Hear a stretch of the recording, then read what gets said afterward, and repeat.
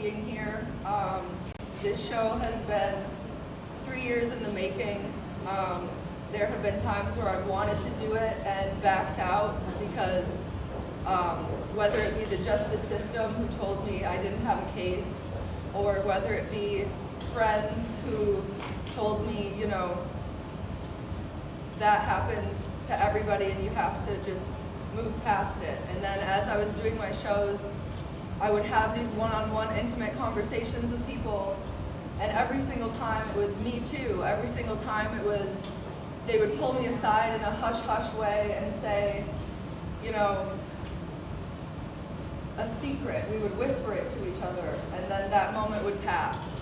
And I was having so many of these conversations that I thought to myself, you know, what if I could create an environment where I could have this conversation on a larger scale? What if I could create an environment where I could create a space where people would feel comfortable and safe to talk about what happened to them, because the story is everyone, from, you know, men, women, my family. Ever since I've decided to do this show, I've learned so much about even the friends closest to me that I didn't know before.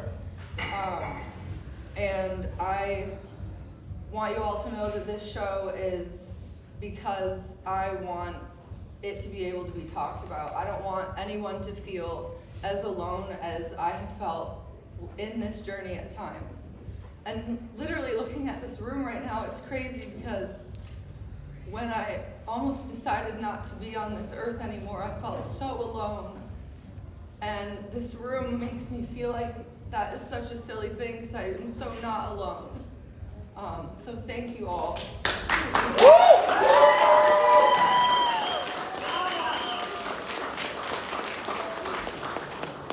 And I'm gonna read, I just printed out my first, before we get started, I'm printing out my first version of my poetry books. I have my painted poetry over there, but I'm just gonna read one excerpt.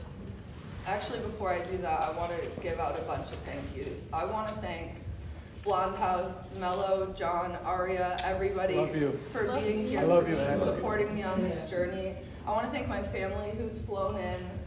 This is most of their first times being able to be at one of my shows.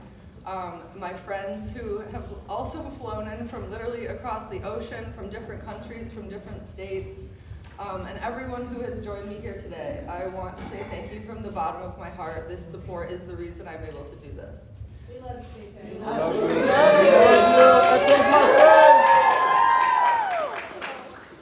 With that being said, I should have marked this page. Let me find it.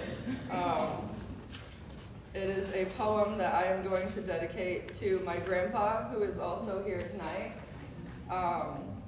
And it is called Aruba, which is one of my favorite places in the world. And here it is. So, walking along Arashi Beach, I came across a tree growing out of the sand. A local told me that it had been there for hundreds of years, withstanding every tropical storm. I sat beneath her branches and closed my eyes. We chatted for 47 minutes exactly. She told me about her life when she was small, naive, weak. She cried for the future and ached over the past. I asked her if she was happy. She said the quest for happiness is a goal-driven distraction to keep us moving forward. But that's precisely the point. Life, motion, change, she said, through long, twisting, gnarled branches, is only and entirely about growth.